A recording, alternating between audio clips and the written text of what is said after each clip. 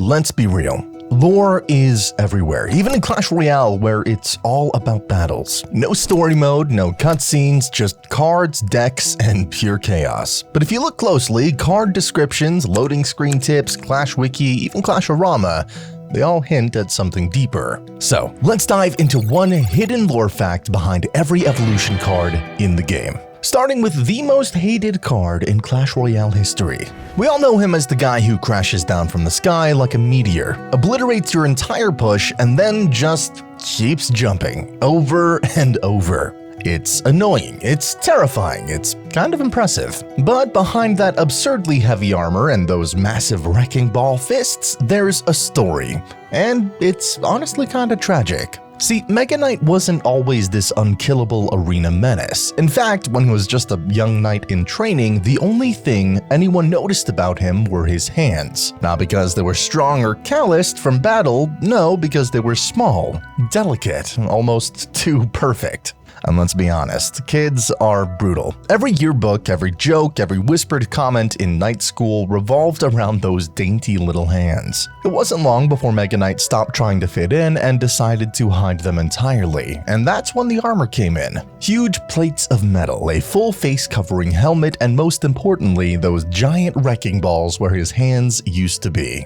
They weren't just weapons, they were a mask, a shield, a statement. Laugh at me now. The thing is, they worked too well. His mere presence became a danger. It got to the point where the school had no choice, they had to let him graduate early, not because he passed the tests, but because nobody else could safely be in a room with him. So, he entered the arena, and there his destruction became a spectacle. People loved it, the jumps, the splash damage, the sheer power. Mega Knight finally felt seen, not for his hands, but for the force he had become. But deep down, that old insecurity never quite left, especially the day he found out one single copy of his night school yearbook still existed. Somewhere out there in the Clash universe is a full-page spread showing his untouched, pristine hands. The embarrassment, the rage, it all came flooding back. That's why he jumps now, not to crush enemies, but because somewhere in the crowd someone might have that yearbook, and he's gonna find them, one stomp at a time. For years, PEKKA was Clash Royale's greatest mystery. Was she a robot, a samurai, a war machine built for destruction? No one really knew what was behind that glowing visor and titanium armor. And then one day, Clash decided to give us an answer. And not everyone liked it, because behind all the sharp edges and brutal sword swings, behind the metallic stomps and that terrifying final blow, PEKKA was actually a spirit.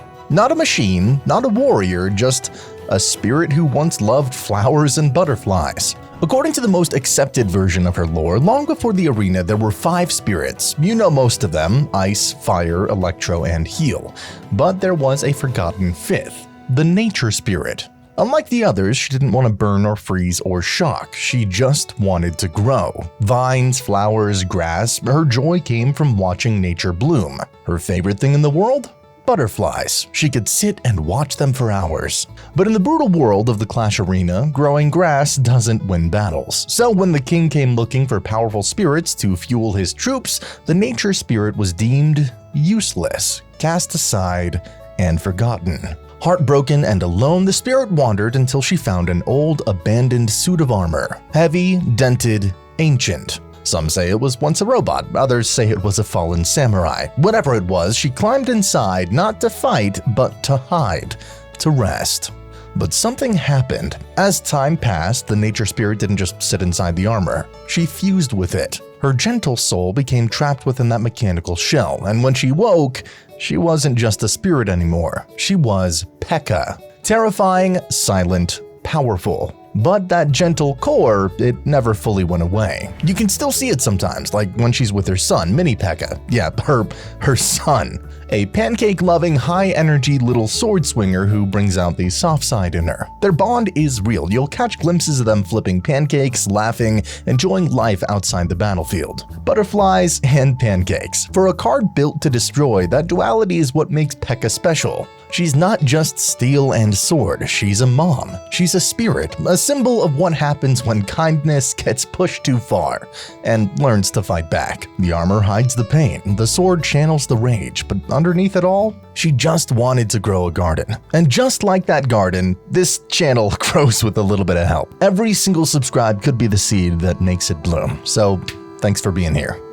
Not all goblins are mischievous little pranksters. Some are just pure chaos. Enter the Goblin Brawler. From the moment he could swing a punch, this guy was way too much, even for the goblins. And that is saying something, because let's be honest, goblins love a good fight. But the Brawler, he didn't wait for a reason. He didn't care if it was a duel, a game, or just breakfast. If someone looked at him wrong or didn't, he was throwing hands. Eventually, the other goblins had enough. They sedated him, locked him up in a cage like a wild animal, not to punish him, but to protect everyone else. Here's the catch. This is Clash Royale. The battlefield is basically a demolition derby, and every time that cage took a hit, well, bam, the Brawler got loose yet again. Fists flying, mouth foaming, ready to take on the whole arena with nothing but a snarl and a haymaker. It was chaos. Glorious, green, sweaty chaos. So the goblins tried something new. They didn't just rebuild the cage, they reinforced it, enhanced it. Then they locked him away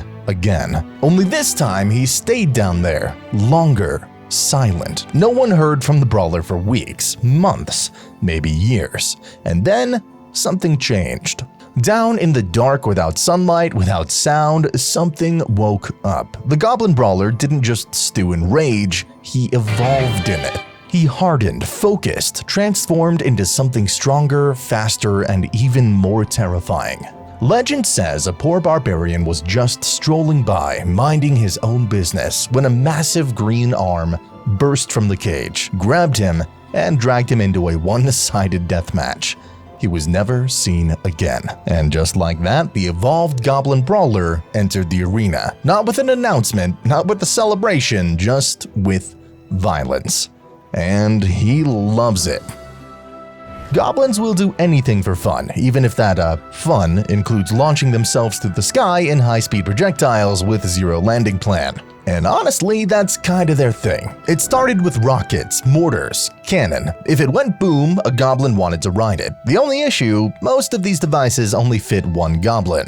And let's be real, goblins are social creatures. If they're going to risk their lives, they want to do it together. So they got to thinking. Enter the Goblin Barrel, a DIY transport pod made from cheap wood, bad decisions, and pure adrenaline. Now, instead of flying solo, goblins could cram 3 of their best buddies into a rolling death cylinder and launch themselves straight into the enemy's tower. It was dumb, it was reckless, it was perfect. Until the king caught on. Pretty soon, every time they landed, they were greeted by a fireball, or arrows, or a zap spell to the face. Goblins started calling it arrival disappointment. You know, that brief moment between flying heroically and getting deleted instantly. But goblins aren't just chaotic. They're clever. That's why they came up with their sneakiest idea yet, a decoy barrel. They built a second barrel, stuffed it with fake goblins, just enough to fool the king, and launched it right alongside the real one. When the king wasted his spells nuking the dummy, the real goblins would pop out on the other side and start stabbing everything in sight. And boom. Evolution. For the first time ever, the goblins weren't just relying on chaos, they were thinking ahead. Kind of.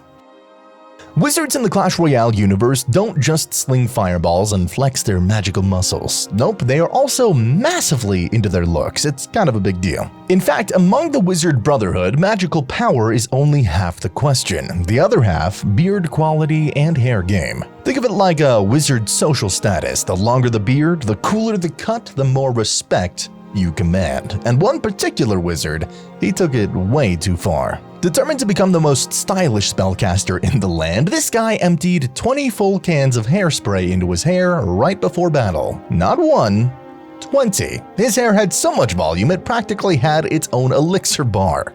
And yeah, it worked. He looked incredible. He stepped onto the battlefield glowing with confidence, and then disaster. Mid-fight, while showing off in front of his wizard bros, he let loose a casual fireball. Nothing special. Except it was, because all that flammable hairspray He lit himself on fire. But instead of screaming or panicking, the wizard just rolled with it. He stood there surrounded by flames, looking like a mythical beast straight out of a fantasy fever dream. And the other wizards? They were stunned. The flames didn't hurt him. They defined him. Right then and there, he shot to the top of the wizard rankings. And that's how the evolved wizard was born. Now every time he enters the arena, he brings the heat, both literally and figuratively. Being a barbarian in Clash Royale is already a full-time job. You fight, you yell, you break things, you yell again. But if there's one thing that truly sets a barbarian apart, it's this: carrying the battle ram. To them, it's the ultimate badge of armor, like being knighted, but with more splinters and less ceremony. Barbarians spend hours in the gym, aka hitting rocks with other rocks, hoping they'll be chosen to carry that massive log into battle. It's not just a weapon, it's a lifestyle. But then came the evolved barbarians, and everything changed. These guys weren't just stronger, they were absurdly strong. Every time they picked up the classic battle ram, it just snapped in half like a toothpick. One charge, boom, firewood. The honor gone in seconds. So obviously they needed a new plan, a stronger ram, something durable, unbreakable, barbarian-proof. So what did they do? They went on a quest, of course. Not a smart one, this is barbarians we're talking about. They asked other troops, statues, cannons, even towers. They even tried to read a book, but gave up halfway through page 1 because the book didn't have any pictures of logs. Still, after weeks of grunting and thinking, mostly grunting, they figured it out. The only thing strong enough to handle the strength of a barbarian is another barbarian. So they built the evolved battle ram with a twist. Inside that massive chunk of reinforced wood is a barbarian. One brave, unlucky dude holding the whole thing together from the inside. He doesn't just run with it, he is the ram now. If you listen closely, you can actually hear him screaming as the charge begins. Not from fear, not from pain, but from pride. Probably. And that's how the evolved ram became one of the strangest yet most effective inventions in barbarian history. They call him a wizard. But let's be honest, Electro Wizard has never cast a single real spell in his life. No incantations, no ancient scrolls, no floating books or secret runes. So what does he have? An unhealthy amount of coffee and a genius-level obsession with electricity. Before stepping into the arena, he was just a wired-up inventor in a tiny, cluttered lab, surrounded by sparking gadgets and fried blueprints. His biggest hits? The Tesla Tower and the original Zap spell. Both born from a perfect mix of caffeine, static shocks, and almost blowing up his workshop daily.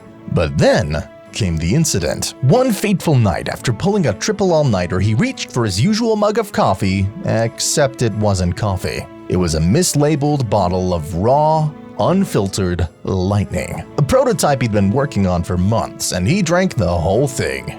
Boom, his hair shot up permanently and his heartbeat synced with thunder. From that day on, he became electrically charged forever. But instead of fixing it, he leaned into it. His body became a living capacitor. He practically hums with voltage. And while most people would be terrified, Electro Wizard saw it as just another opportunity. If I'm already charged, why not use it? And that's where his latest invention comes in, the Evolved Zap. So next time you cast Evolved Zap, just remember, it wasn't made with magic. It was brewed in a coffee-fueled lab by a guy who basically electrocuted himself into greatness. You might think wall breakers just spawn, scream, and explode, but before that, they race. Every year in the deepest tunnels of the Clash universe, wall breakers hold a high-stakes death race, one filled with dust, fire, and more explosions than any sane competition should allow. Why? Because the fastest, most unhinged skeletons made it to the arena. The rest, they're sent straight to the graveyard. Well, literally. It's not exactly a fair race either. Wall breakers are known to cheat. A lot. Booby-trapped barrels, sabotaged bridges, fake finish lines, you name it. And the referees, they're skeletons too. useless. Now, in the middle of one of those deranged races was Larry, a scrappy underdog who wasn't the fastest or the strongest, but he had something others didn't. One last barrel of gunpowder and a death wish disguised as confidence. When the others started hurling barrels at him to knock him out of the race, Larry didn't dodge, he didn't duck, he just climbed on top of one.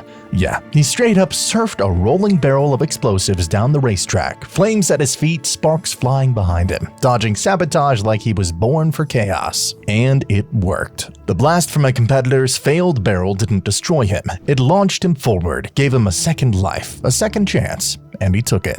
Larry crossed the finish line in a fiery explosion of bones, ash, and sheer insanity. The crowd went silent. Then wild. And that's how the evolved Wallbreaker was born. Now, every time he enters the arena, it's not just a sprint, it is a statement. He's faster, louder, and strapped to even more firepower than before. Long before she raised skeletons in the arena, before the darkness, the purple robes, and the chilling whispers, she was just a girl. A kind one. It was a cold, moonless night when Larry, a lone undead skeleton, ran for his life. The king and his men hunted him like a beast, branding him an abomination for simply existing.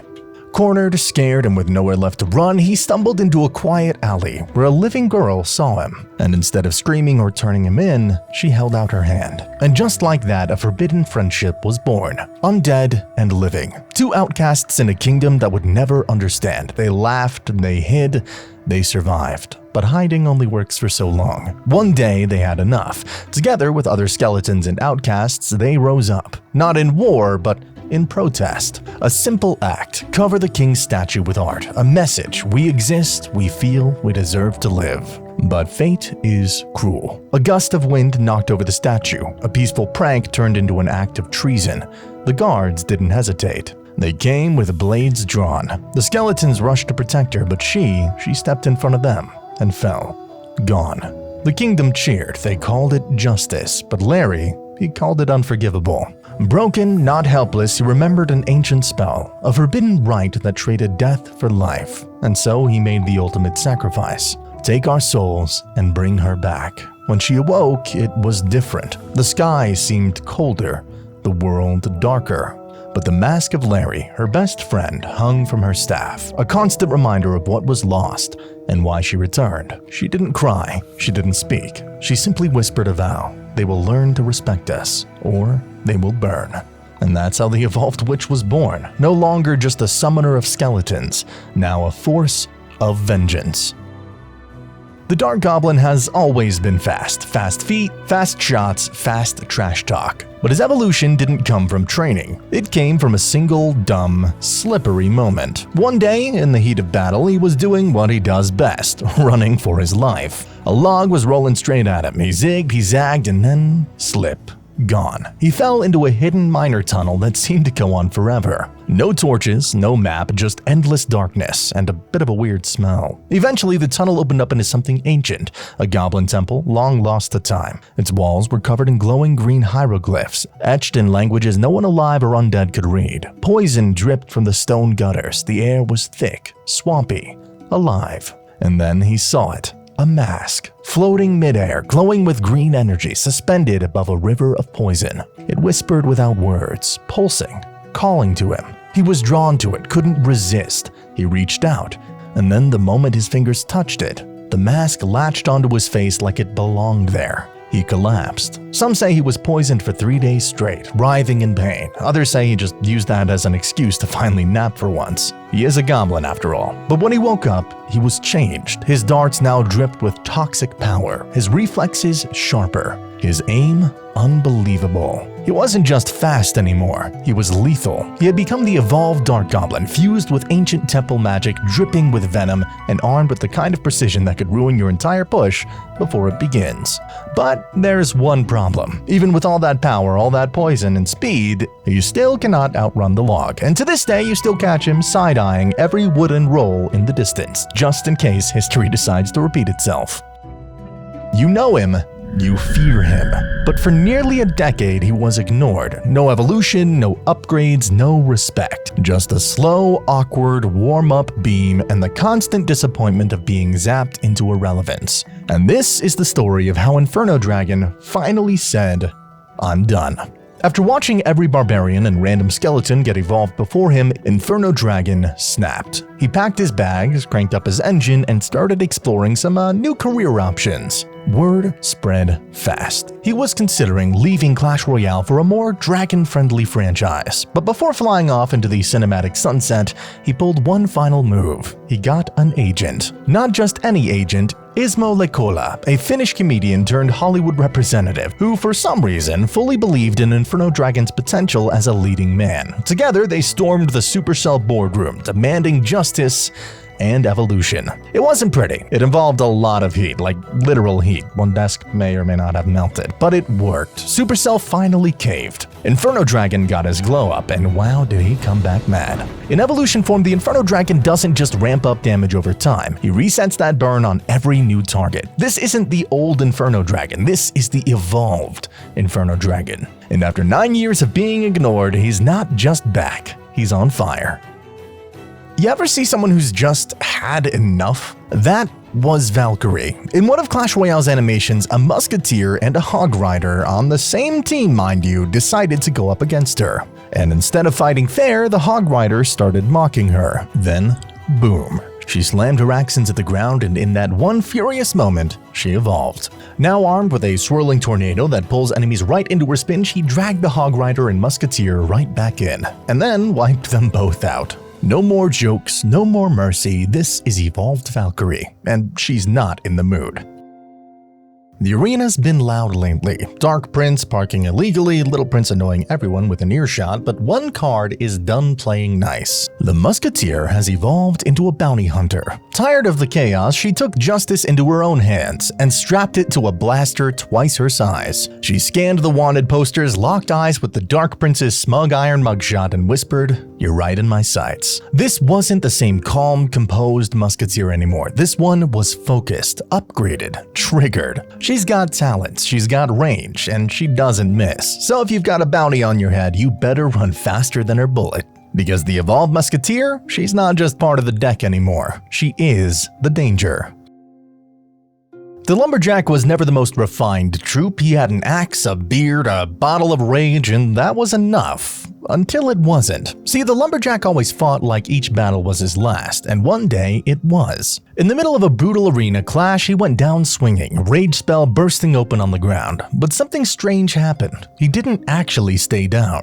Within the glowing mist of the spilled rage, a ghost rose. It looked like him, it moved like him, it even screamed like him, except now no one could touch him. No troops, no towers, just a furious, untouchable spirit, locked inside the very rage that brought him back. But here's the catch, the ghost can't leave that rage zone. It's his lifeline, his second chance. The second he drifts too far, poof, gone. Some say it wasn't magic or fate, that he spilled rage on an ancient tomb, that he was visiting an ancestor, that something older, darker, answered back.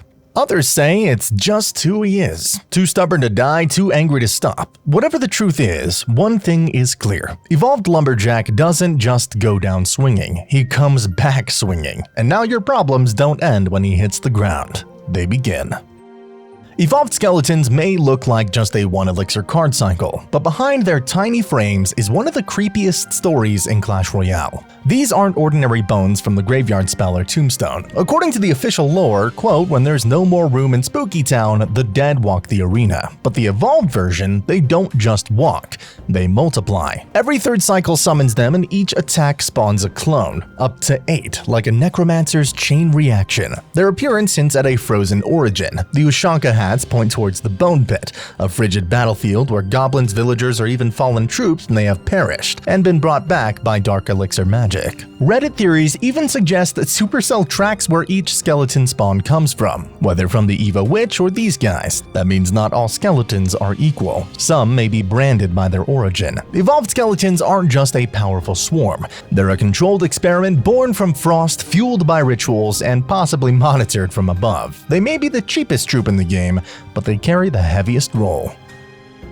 Evolved Ice Spirit may look tiny, but it's hiding one of the coldest tricks in the entire arena. While the original Ice Spirit was born in Frozen Peak and known for a quick freeze and cycle, the evolved version takes things further, freezing twice with a bigger blast and stronger damage.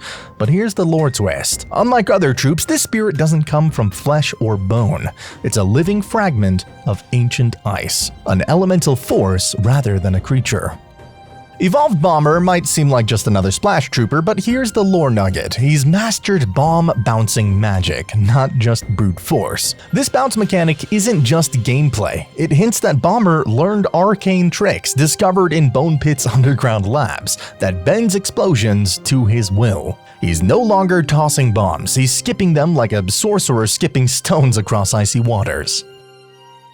Evolved bats might look like harmless critters, but here's the lore twist. They're vampire bats that heal as they bite, feeding on your towers and opponents alike. These aren't just stronger bats, they regenerate. After each attack, they emit 2 healing pulses, allowing them to overheal up to double their original HP. Evolved bats are depicted as the night's predators, not mindless swarms. Every deployment is a mini blood ritual: bite, heal, and strike again. Their healing magic isn't just gameplay flair, it tells a story of undead resilience and vampiric dominance in the arena.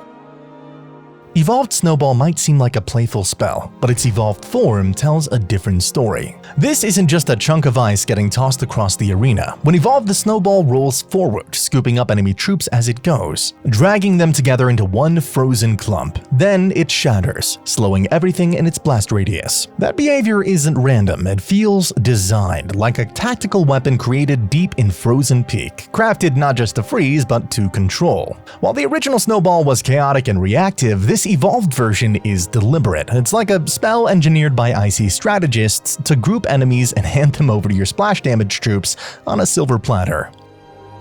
They may look like regular archers, but evolved archers are on a whole different level. Handpicked and personally trained by the Archer Queen, these two don't just shoot fast, they think fast. Every arrow they fire is calculated, coordinated, and deadly. Some say they once served as royal guards for the Queen's palace. Others believe they were raised in secret, trained from childhood to be the ultimate precision duo. Either way, they don't miss.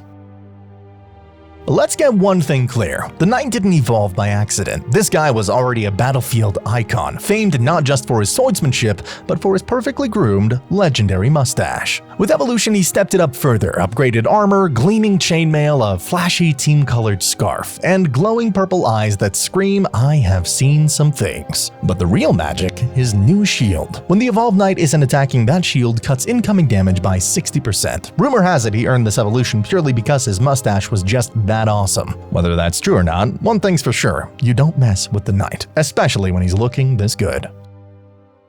She started as one half of the iconic archer duo, reliable, precise, and always in the background. But after one legendary battle-winning arrow, she became a hero, leaving her partner overshadowed and bored. Then, during a Lunar New Year celebration, a giant clumsily knocked over a stand of fireworks, accidentally lighting one aimed right at the king. Thinking quickly, our overlooked archer grabbed the firecracker, aimed it away, and watched it explode spectacularly, taking down several troops in one fiery burst. In that moment, she felt powerful, important, noticed. And she liked it. She ditched the bow and arrow, grabbed more fireworks, and evolved into the firecracker we know now, launching exploding rockets from her shoulder, showering enemies in fiery sparks. Now evolved, her rockets deal lingering poison-like damage, making her even more dangerous and impossible to ignore. Because sometimes, even archers get bored.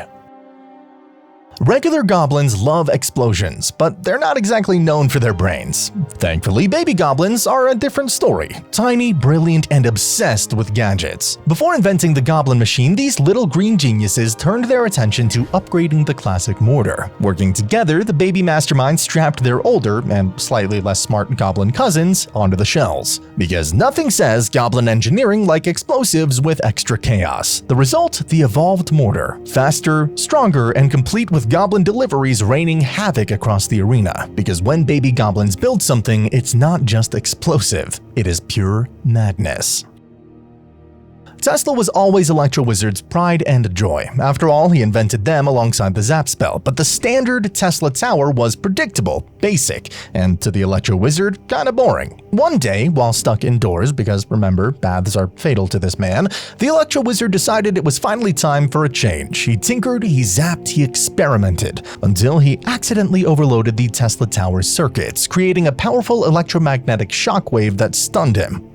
Literally. When he woke up, he realized he just stumbled onto brilliance. This accident was the birth of the evolved Tesla, a defensive tower capable of unleashing powerful bursts of electricity, stunning enemies and reshaping battlefield strategies. Now, the Tesla doesn't just zap, it shocks, literally and figuratively, all thanks to a slightly careless inventor and one electrifying accident.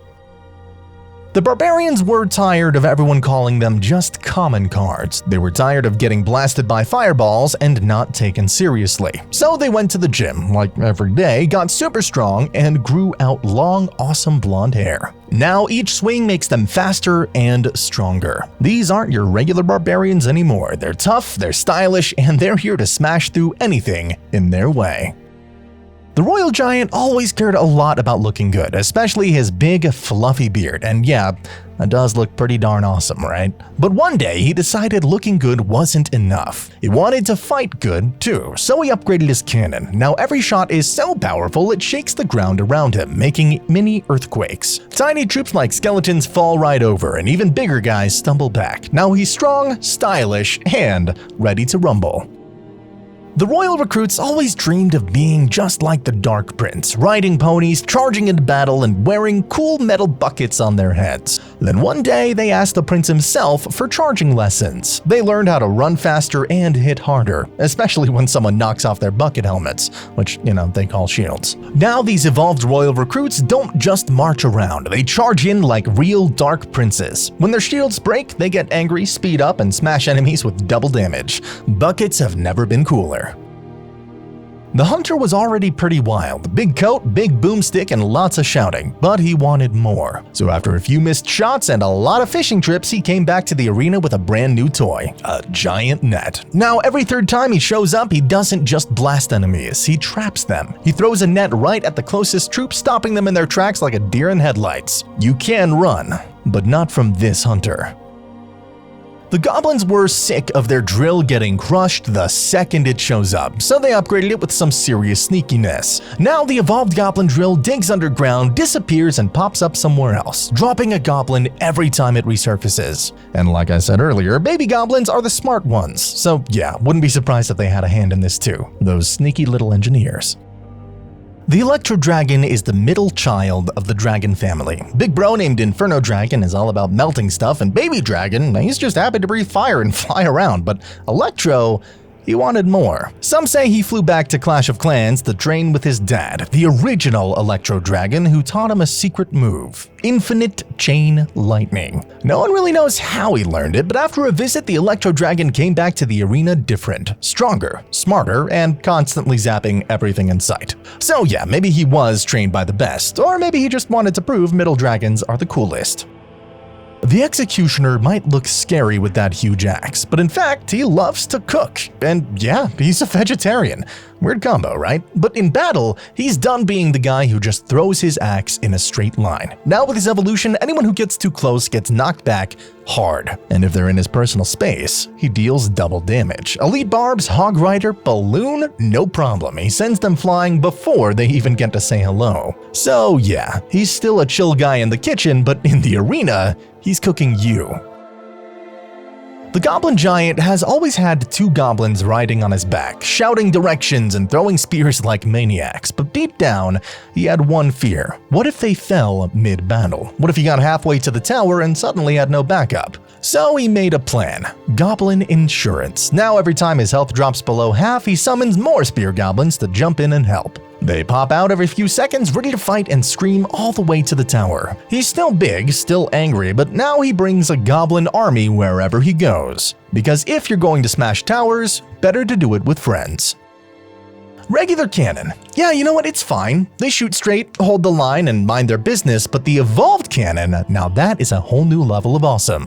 Rumor has it the master builder from Clash of Clans got bored one day and decided to supercharge the boring cannon, just for fun. He does love improving stuff after all. Now, when this thing gets dropped, it doesn't wait. It instantly blasts out a barrage of cannonballs, smashing troops, causing knockback, and making a lot of noise. Same cost, same size, but way more boom. And if you think that's wild, well, wait until you hear the full history of the cannon, from its OG days as a 6 elixir building to every single rework and buff. You don't want to miss that story. Tap the video right now and dive into it. I'll see you there.